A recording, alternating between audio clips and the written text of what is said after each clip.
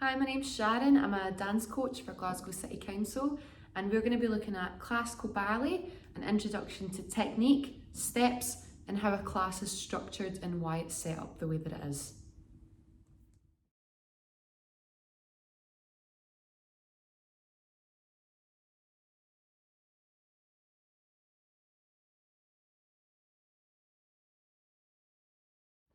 So we're going to start at our feet and work our way up to our head, and I'm going to explain what each part of your body should be doing and why we need it to be that way. First of all, we're going to start at the bar with our feet in parallel, and we're going to talk about where our weight is placed. So our weight could either be back on our heels, it could be central in the centre of the foot, or it could be forward on our toes. So in classical ballet, we always want our weight to be forward on our toes, so that when we go to rise up, as you do a lot in ballet, your weight's already forward, and it's really easy for you just to lift your heels and rise up on a demi-point.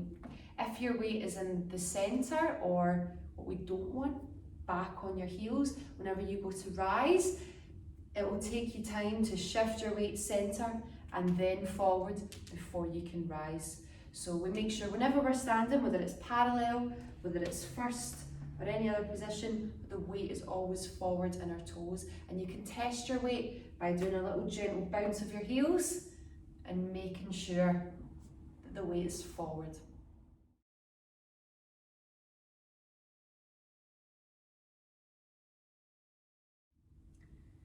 Okay, now let's talk about turning out. So turning out is the big one, everything that we do in classical ballet is going to be turned out. Sometimes you will do some exercises in parallel, usually just as a warm-up though, to get the feet moving, to do rises in parallel, or maybe with younger students, you might do some arm exercises in parallel, but other than that, almost everything is going to be turned out. Okay, so turnout, true turnout, originates from the hips, not from the knees, not from the ankle, although there is some degrees of turnout that comes from the knees and the ankle. But we want the majority of our turnout to be coming from the very, very tops of our legs. So we've got two types of joints in our body. We've got hinge joints, which is our elbows and our knees, and then we have ball and socket joints, which is our shoulders and which is our hips. Okay, and the ball and socket joint is what gives the leg the ability to turn out to the side. Just like with our arms, we can rotate within our shoulders to turn our hands out like that. We can do the same with our legs, turning out from the very, very top. We want to be really careful in ballet that we're not turning out from just the feet or the knees. So if somebody's just turning out from the feet, it might look like this. They're rolling over on their instep. When they go to plie, their knees are facing forward. We don't want that because it's not true turnout. They're using the floor to turn their feet out. So it's really important when you're finding your turnout, even if it only comes to there, that's all that you use. If a dancer is turning out from just their feet or just their knees, or using the floor to try and help them turn out, but their knees are still facing to the front, first of all, it's going to put a big strain on their kneecap, not going over their toes. And second of all, they won't be able to hold it as soon as they go to jump in the air, or extend, or move out of the space that they're standing on. That turnout is just going to come straight back into parallel. So all the time, always be checking that your turnout is originating from your hip. I always like to tell my students to imagine their knees rotating out to the side. So rather than thinking of your feet turning out, you visualise squeezing your bottom and your inside thighs pulling together, and the knees turning out to the side as well, so you can feel it originating from the tops of your leg. The most common stretch that you'll do for turnout is on the floor, where we've got the bottom of our feet together. If you've done dance before, you'll definitely done this stretch. With your knees out to the side and bouncing your knees. Then once you've bounced your knees enough and warmed up your hips, you can push your knees down to the floor and take your nose forward to your toes. So this stretch is literally opening up the hips. It's helping you to get more flexibility from that hip socket. Be really careful though not to overstretch your hips. Turnout is about how far you can turn out, but it's also about the muscles that hold the turnout and use the turnout as well. So flexibility is one half, strength and control is the other half. There's loads of different exercises you can do to strengthen the muscles that hold your turnout. One of them is sitting on the floor with your legs in parallel and practicing visualising the muscles that wrap around the top of your hips, opening the legs out to first position. So the toes are opening out to the side, the knees are rotating out to the side, and you feel the movement originating in your hip socket. You're not using any floor or anything to help you turn out, you're just doing it with the tops of your legs.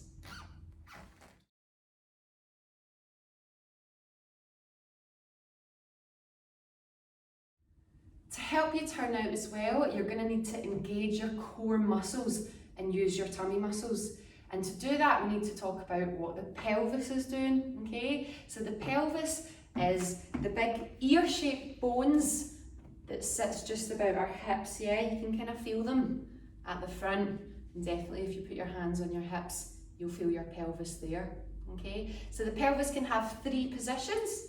We can have a tucked under pelvis, we can have a neutral pelvis, or we can have an over tucked pelvis. If you've ever done a ballet class, you'll have maybe heard your ballet teacher say, don't have a banana back. Yeah, you've got a curly back, don't have a banana back. That means your pelvis was tilting this way and it was making your bottom stick out. As well as not looking right, what happens when you don't engage your core and you let your tummy relax and you have a banana back and you stick out your bottom, is you can't actually engage your core to turn out.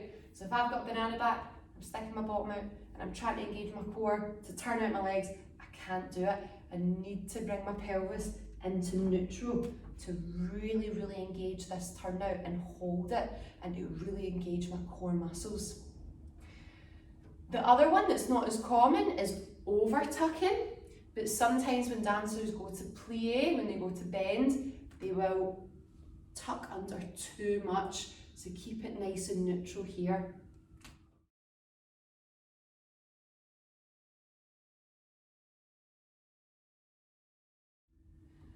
So you can see when the pelvis is in neutral, then it makes a dancer's back long, strong and straight, which is what we want.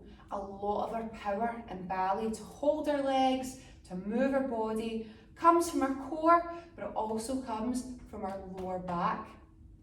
So I'll get my students to visualise there being a rod of metal through their spine, or there being a wall in front of them and a wall behind them that they can't knock into, so they've got to keep nice and straight.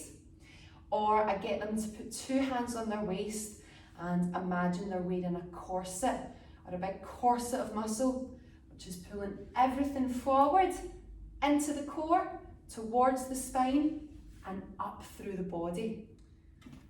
So in ballet you might hear a teacher say, show me a flat back. Make sure your back is nice and straight, have a flat back, whatever it is that you're doing, and that's why, so that you can engage your core and hold your turnout properly.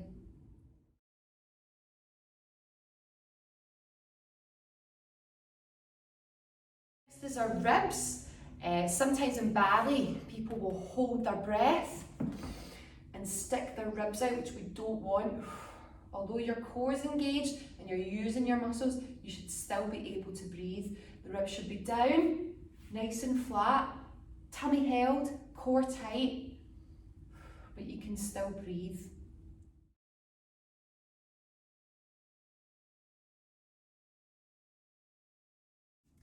So let's go back to the top and look at what we've got so far. So we've got weight, forward on our toes, We've got kneecaps pulling up. We've got turnout originating from the hips, inside thighs squeezing together, glutes squeezing together. Pelvis in neutral, no bottom sticking out, no under tucking, nice and straight. Lower back engaged, core engaged, tummy muscles pulling into the centre towards the spine, up throughout the rest of the torso, lifting the weight up and out of the hips to create space for more turnout. Ribs down and flat. Next we're going to go onto the chest.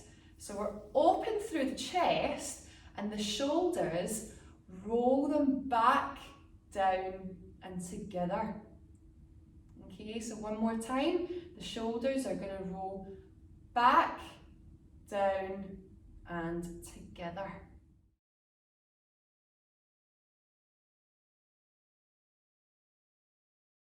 There, we're going to stick some imaginary tangerines underneath our armpits, and we're going to try and maintain that space underneath our arms throughout everything that we do.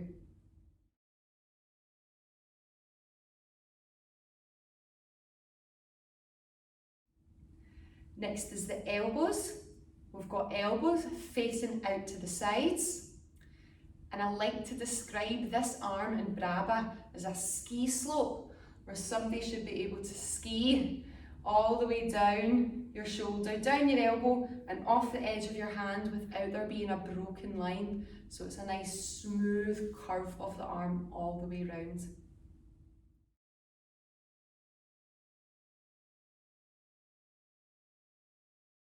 Okay, two more things to add in. We've got the neck and the head, and we've got what the hands are doing.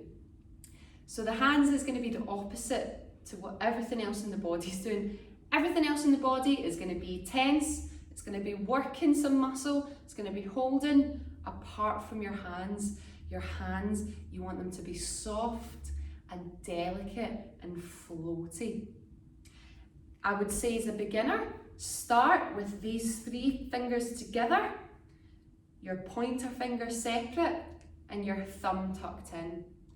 As you get a wee bit more comfortable, you can start to breathe the fingers a little bit more to get you a little bit more expression. But I would begin with that 3, 1 and thumb to get a nice shaped ballet hand.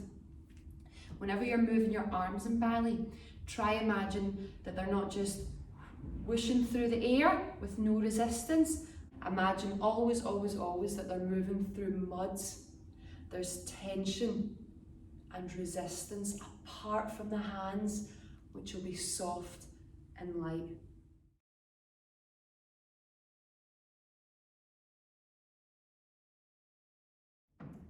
And finally the head and the neck. So it depends what you're doing and what way you're facing will determine what way the head is facing. But just as a rough guide on the bar, if you are doing something where you're pointing the leg to the front, the head would be front and centre.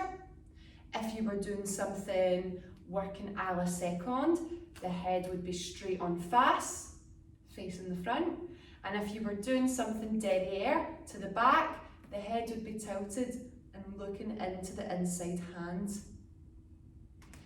But that isn't strictly set in stone. Sometimes, depending on what the teacher's doing or the choreography, the head will be different. But just as a little rule, if you always try and follow your hand and keep your head to where the audience would be, most times it will fall somewhere in the right category.